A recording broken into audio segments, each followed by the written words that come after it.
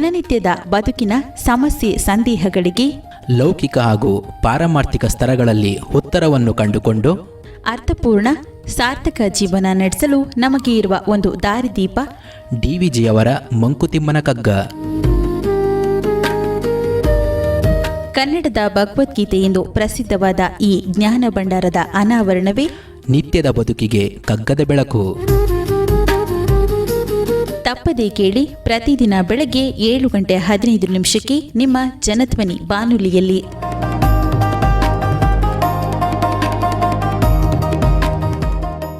ಆತ್ಮೀಯ ಶ್ರೋತೃಗಳಿಗೆ ನಮಸ್ಕಾರ, ಸುಪ್ರಭಾತ. ಡಿವಿಜಿರವರ ಮಂಕುತಿಮ್ಮನ ಕಗ್ಗದ ಅಧ್ಯಯನ ನಿತ್ಯದ ಬದುಕಿಗೆ ಕಗ್ಗದ ಬೆಳಕು, ಈ ಕಾರ್ಯಕ್ರಮವನ್ನು ಇವತ್ತು ಮುಂದುವರ್ಸೋಣ. ಆಗುಂಬೆಯಸ್ತಮಯ ಆಗುಂಬೆ ಅಸ್ತಮಯ ದ್ರೋಣ ಪರ್ವತದುದಯ ದ್ರೋಣ ಪರ್ವತದುದಯ ತ್ಯಾಗರಾಜನ ಗಾನ ತ್ಯಾಗರಾಜನ ಗಾನ ವಾಲ್ಮೀಕಿ ಕವನ ವಾಲ್ಮೀಕಿ ಕವನ ಆಗಿಸವೆ ತಾವು ಇವು ಆಗಿಸವೆ ತಾವು ಇವು ಅಂತರಂಗದಿ ಸತ್ಯ ಅಂತರಂಗದಿ ಸತ್ಯ ಯೋಗ ಪುಲಕಾಂಕುರವ ಮಂಕುತಿಮ್ಮ ಯೋಗ ಪುಲಕಾಂಕುರವ ಮಂಕುತಿಮ್ಮ. ಸೊ ಅನುಭವಗಳು ನಾವು ನೋಡೋಂಥ ದೃಷ್ಟಿಯಿಂದ, ನಾವು ನೋಡೋಂಥ ವಸ್ತುಗಳಿಂದ, ನಾವು ಕೇಳೋಂಥ ವಿಚಾರಗಳಿಂದ ನಮ್ಮಲ್ಲಿ ಪ್ರೇರಿತವಾಗುತ್ತೆ, ಸ್ಫುರಿಸುತ್ತವೆ. ಹೊರಗಿನಿಂದ ನಾವೇನು ನೋಡ್ತೀವೋ ಅದು ಕೇವಲ ನೋಟವಾಗಿ ನಿಲ್ಲಲ್ಲ, ನಮ್ಮ ಮನಸ್ಸಿನಲ್ಲಿ ಕೆಲವು ಅಲೆಗಳನ್ನು ಅದು ತಾನಾಗಿಯೇ ಸ್ಫುರಿಸುತ್ತೆ. ಕೆಲವುದನ್ನು ನೋಡಿದಾಗ ನಮ್ಗೆ ಭಾಳ ಸಂತೋಷ ಆಗುತ್ತೆ ಅಲ್ವಾ? ಅಂತಹ ನಮಗೆ ಸಂತೋಷ ಕೊಡುವಂಥ ವಿಚಾರಗಳಲ್ಲಿ ಕೆಲವನ್ನು ಡಿವಿಜಿಯವರು ಇಲ್ಲಿ ಹೇಳ್ತಾರೆ. ಆಗುಂಬೆ, ನಾವು ಇದನ್ನು ಬಹಳ ಪ್ರಸಿದ್ಧವಾದಂಥ ಜಾಗ. ನಮ್ಮ ಕರ್ನಾಟಕ ರಾಜ್ಯದಲ್ಲಿ ಅತಿ ಹೆಚ್ಚು ಮಳೆ ಬರುವಂಥ ಜಾಗ ಯಾವುದು ಅಂತಂದರೆ, ನಾವು ಚಿಕ್ಕ ಮಕ್ಕಳಾಗಿದ್ದಾಗಿಂದಲೂ ಅದಕ್ಕೊಂದು ಆ ಪ್ರಶ್ನೆಗೆ ಒಂದು ಉತ್ತರ ಬರೀತಾ ಬರ್ತಾ ಇದ್ದೀವಿ. ಕರ್ನಾಟಕದಲ್ಲಿ ಆಗುಂಬೆಯಲ್ಲಿ ಅತಿ ಹೆಚ್ಚು ಮಳೆ ಬರುತ್ತೆ.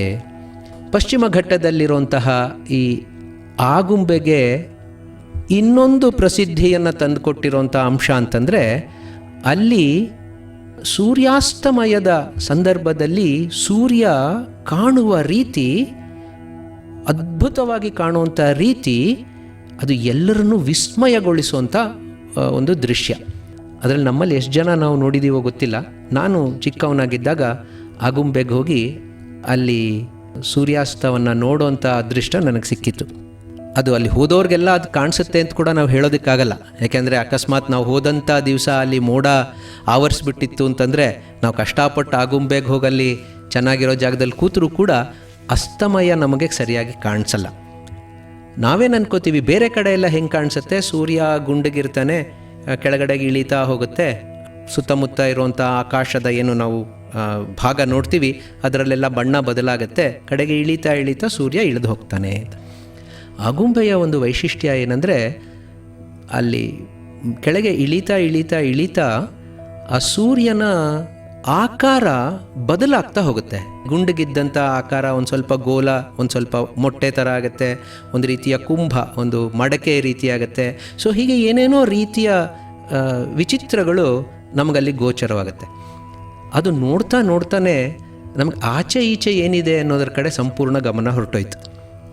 ಅಬ್ಬಾ, ಎಂಥ ಸುಂದರವಾದಂಥ ದೃಶ್ಯ, ಎಷ್ಟು ಚೆನ್ನಾಗಾಗ್ತಾ ಇದೆ, ಸೂರ್ಯನ ಈ ಬಿಂಬ ಎಷ್ಟು ಚೆನ್ನಾಗಿ ಕಾಣಿಸ್ತಾ ಇದೆ, ನಾನಿದ್ದೀನಿ, ಸೂರ್ಯ ಇದ್ದಾನೆ ಅಷ್ಟೇ, ಬೇರೆ ಇನ್ಯಾವುದಿಲ್ಲ ಅನ್ನೋಂಥ ಒಂದು ತಾದಾತ್ಮ್ಯ, ಅದು ಮತ್ತೆ ನಾನು, ಬೇರೆ ಏನೂ ಇಲ್ಲ ಅನ್ನೋಂಥ ಯೋಗ ಅಂದರೆ ಸೇರೋವಂಥದ್ದು. ಸೊ ನಾನಿದ್ದೀನಿ, ಆ ವಸ್ತು ಒಂದಿದೆ, ಬೇರೆ ಏನೂ ಇಲ್ಲ, ನಾನು ಆ ವಸ್ತು ಒಂದೇ ಆಗ್ಬಿಟ್ವಿ ಅನ್ನೋಂಥ ಒಂದು ಭಾವ, ಅದನ್ನು ನೋಡ್ತಾ ನಮ್ಮ ಮನಸ್ಸಿನಲ್ಲಿ ಸ್ಫುರಿಸೋದಕ್ಕೆ ಸಾಧ್ಯ. ಹಾಗೆ ದ್ರೋಣ ಪರ್ವತದಲ್ಲಿ ಕೂತು ನಾವು ಸೂರ್ಯನ ಉದಯವನ್ನು ನೋಡಬೇಕಂತೆ. ಇಲ್ಲಿ ಆಗುಂಬೆಯ ಅಸ್ತಮಯ ಹೇಗೆ ಅದ್ಭುತವಾಗಿ ನಮಗೆ ಕಾಣಿಸುತ್ತೋ, ದ್ರೋಣ ಪರ್ವತದಲ್ಲಿ ಉದಯ, ಸೂರ್ಯನ ಉದಯ ಅದೇ ರೀತಿಯಲ್ಲಿ ಕಾಣಿಸುತ್ತಂತೆ. ಇದು ನೋಟದಿಂದ ನಮಗೆ ಆ ಯೋಗವನ್ನು, ಅಂದರೆ ಒಂದಕ್ಕೊಂದು ಬೆಸೆಯುವಿಕೆಯನ್ನು, ನನ್ನ ಮತ್ತು ಪರಮಾತ್ಮನ, ನನ್ನ ಮತ್ತು ಪರತತ್ವದ ಬೆಸೆಯುವಿಕೆಯನ್ನು ನೋಟದಿಂದ ಇವೆರಡು ನಮಗೆ ಸಾಧ್ಯ ಮಾಡುತ್ತೆ ಅಂದರೆ ಬರೀ ನೋಟದಿಂದಲೇ ನಾವು ಅದು ಮಾಡಬೇಕು ಅಂತ ಇಲ್ಲ. ಬೇರೆ ರೀತಿಯ ರಸಾನುಭವಗಳಿಂದಲೂ ಕೂಡ ನಮ್ಮ ಆ ಒಂದು ಯೋಗ ಪಡ್ಕೊಳ್ಳೋದಕ್ಕೆ ಸಾಧ್ಯ ಆಗುತ್ತೆ. ಅದು ಹೇಗೆ? ಇಲ್ಲಿ ಉದಾಹರಣೆ ಕೊಡುವಂಥದ್ದು ಡಿ ವಿ ಜಿಯವರು ತ್ಯಾಗರಾಜನ ಗಾನ, ಒಂದು ಅದ್ಭುತವಾದಂಥ ಹಾಡು. ಬೇರೆ ಏನಿಲ್ಲ, ಕೇವಲ ಒಂದು ಹಾಡು ಅಂತ ನಾವು ಅನ್ಕೋತೀವಿ ಕೆಲವು ಸರ್ತಿ. ಆದರೆ ಸುಶ್ರಾವ್ಯವಾಗಿ ಹಾಡಿರೋಂಥ, ಭಾವಪೂರ್ಣವಾಗಿ ಹಾಡಿರೋಂಥ, ಅರ್ಥಪೂರ್ಣವಾದಂಥ ಒಂದು ಹಾಡು ನಮ್ಮನ್ನು ಬೇರೆ ಯಾವುದೋ ಲೋಕಕ್ಕೆ ಕರ್ಕೊಂಡು ಹೊರಟೋಗ್ಬಿಡುತ್ತೆ. ಆ ಅನುಭವ ನಮಗೆಲ್ರಿಗೂ ಎಷ್ಟೋ ಸರ್ತಿ ಆಗಿರುತ್ತೆ. ಹಳೆಯ ಚಲನಚಿತ್ರಗೀತೆ ಇರಬಹುದು, ಅಥವಾ ಯಾವುದೋ ಒಂದು ಅದ್ಭುತವಾದಂಥ ಭಾವಗೀತೆ ಇರಬಹುದು. ಸ್ತೋತ್ರವೇ ಆಗಿರಬೇಕು ಅಂತಲ್ಲ, ದೇವರನ್ನು ಕುರಿತಾದದ್ದೇ ಆಗಿರಬೇಕು ಅಂತ ಕೂಡ ಇಲ್ಲ. ಎಷ್ಟೋ ಸರ್ತಿ ಅದರಲ್ಲಿ ಮಾತು ಇರಬೇಕು ಅಂತ ಕೂಡ ಇಲ್ಲ. ಅದು ಕೇವಲ ಒಂದು ವೀಣೆ, ಒಂದು ವೈಲಿನ್, ಒಂದು ವೇಣುನಾದ ಅಷ್ಟೇ ಸಾಕು. ಅದರ ಲಿರಿಕ್ಸ್, ಅದರಲ್ಲಿರುವಂಥ ಪದಗಳು ಏನು ಅಂತ ಕೂಡ ನಮಗೆ ಗೊತ್ತಾಗಬೇಕಾಗಿಲ್ಲ. ಆದರೆ ಆ ಸಂಗೀತದ ಒಂದು ಭಾವ ಏನಿದೆಯೋ ಅದು ನಮ್ಮ ಮನಸ್ಸಿನಲ್ಲಿ ಅನುಭವವನ್ನು ಉಂಟು ಮಾಡ್ತವೆ. ಆ ಅನುಭವ ನಮ್ಮನ್ನು ಬೇರೊಂದು ಲೋಕಕ್ಕೆ ಕೊಂಡೊಯ್ಯೋದಕ್ಕೆ ಸಾಧ್ಯ.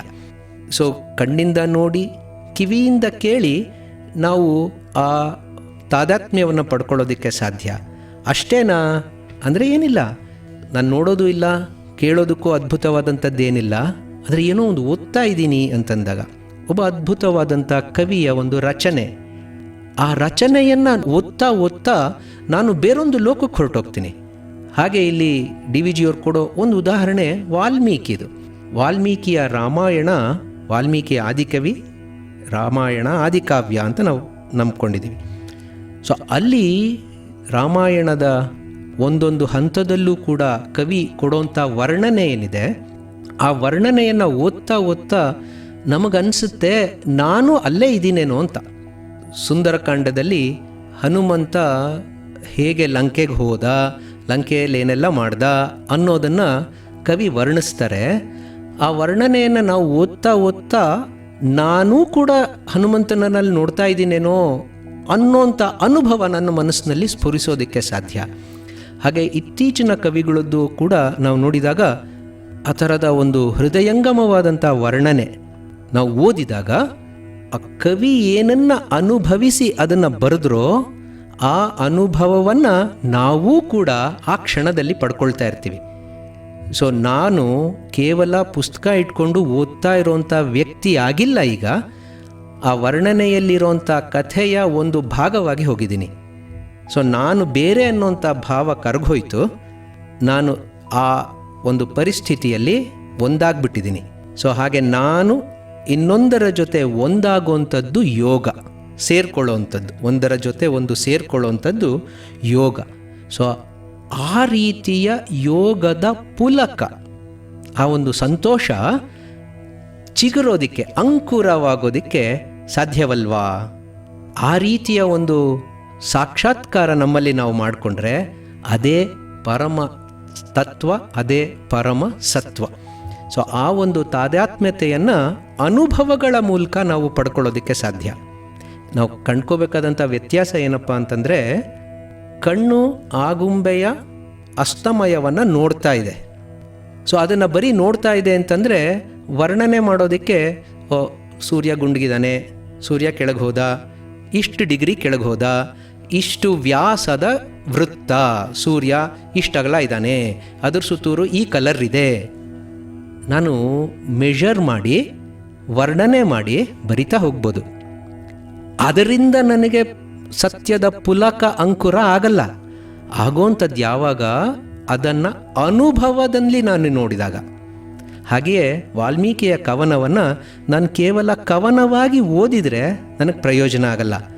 ಅದನ್ನು ನಾನು ಅನುಭವಿಸಿದಾಗ ಮಾತ್ರ ನನಗೆ ಪ್ರಯೋಜನ. ಗಾನ ಕೇವಲ ಕಿವಿ ಮೇಲೆ ಬೀಳೋಂಥ ಒಂದು ಸದ್ದು ಅಂತ ಮಾತ್ರ ಆದರೆ ಅದರಲ್ಲಿ ನನಗೆ ಸಂತೋಷ ಸಿಕ್ಕಲ್ಲ. ಅದನ್ನು ನಾನು ಅನುಭವಿಸಿದಾಗ ಮಾತ್ರ ನನಗೆ ಸಂತೋಷ. ಸೊ ಹಾಗೆ ಉತ್ತಮವಾದಂಥ ಅನುಭವಗಳು ನಮಗೆ ಪರಮ ಸತ್ಯದ ದೃಷ್ಟಿಯನ್ನು ನಮಗೆ ಕಾಣಿಸ್ಕೊಡ್ತವೆ, ಸಾಕ್ಷಾತ್ಕಾರವನ್ನು ನಮಗೆ ಮಾಡಿಸ್ಕೊಡ್ತವೆ ಅನ್ನೋದು ನಾವು ಮರಿಬಾರ್ದು.